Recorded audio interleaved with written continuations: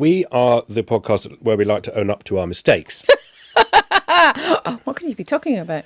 I was preparing very hard and very diligently with my lovely team for our interview with Boris Johnson, and the briefing notes, I sent them to him by mistake. That is not just a mistake, it's a big mistake. It's a big mistake. And people say, well, why can't you do the interview anyway? Well, we would never give a politician the questions in advance. We absolutely would never do that. So it wasn't possible. Nor could you just change the questions, because clearly I was planning to ask him about COVID and Brexit and Partygate. So to change any of the questions and not ask him those important things wouldn't have been doing the job properly.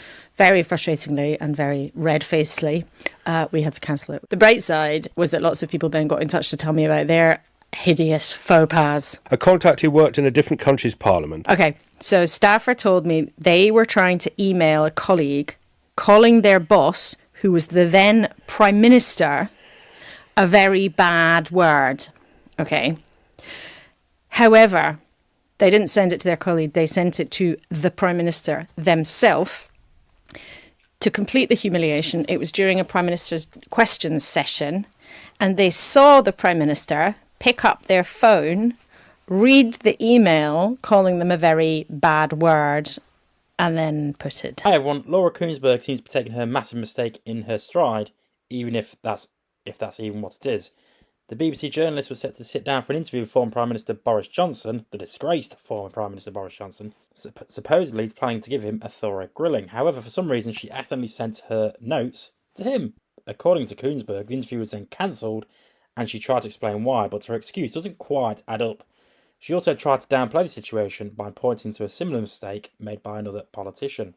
She says in the podcast that she likes to own up to her mistake. She said, I was working very hard and diligently with my lovely team to prepare for our interview with Boris Johnson, and then I sent the briefing notes to him by mistake. Her co-host responds, that's not just a mistake, it's a big mistake. People ask why we couldn't do the interview anyway, but you would never give a politician the questions in advance, so it wasn't possible. And you can't just change the questions because I was planning to ask him about COVID, Brexit and Partygate.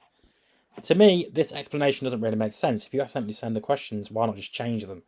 It's not like there are only a few questions you can ask Boris Johnson of all people on these topics. There are hundreds, if not thousands. For example, if your original Brexit question was, did you really get Brexit done? You could change it to, can you point out some of the benefits of Brexit? That would still make Boris Johnson squirm. Or instead of talking about lockdowns during the pandemic, why not ask why he refused to attend Cobra meetings? And regarding Partygate, instead of questioning why you really had some cake, you could ask him to apologise for misleading Parliament altogether. It's not as though the topics become off limits just because he saw the questions. Just rephrase or come up with new angles. You're a journalist. It shouldn't be that hard to think of different questions. Honestly, it does feel a bit fishy.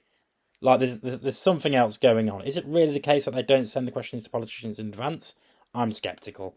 If a journalist wants a politician to provide specific data or a detailed response on a complex issue, it can make sense to share the questions beforehand. But if the topics are broad and general, then maybe there's no need to send any questions at all. You would likely just inform the interviewee that you'll be discussing Brexit, Partygate and the pandemic.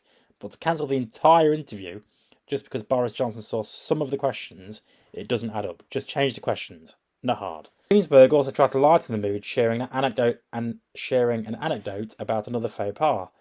A contact of mine worked in a foreign parliament, she says. They meant to email a colleague calling their boss, the Prime Minister, a very bad word, but they accidentally sent it to the Prime Minister directly. Right in the middle of a Prime Minister's questions session, they saw the Prime Minister pick up the phone, read the email, and then put it down. But back to the main point, does anyone actually believe Kuenssberg's story? Did she really send the questions to Boris Johnson by mistake, or is it possible Boris Johnson demanded the questions up front, she complied, and then realised that she shouldn't have? Her explanation just doesn't make much sense. That they couldn't talk about those topics because Boris Johnson had seen the questions. You could easily just reword them or replace them. But let me know what you think in the comments. I've been Jake from Just Jake, and I'll see you next time.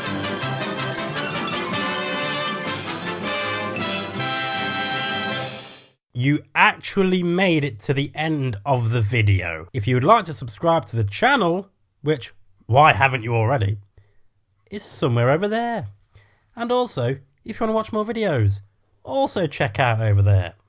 I've been Jake from Just Jake. See you later.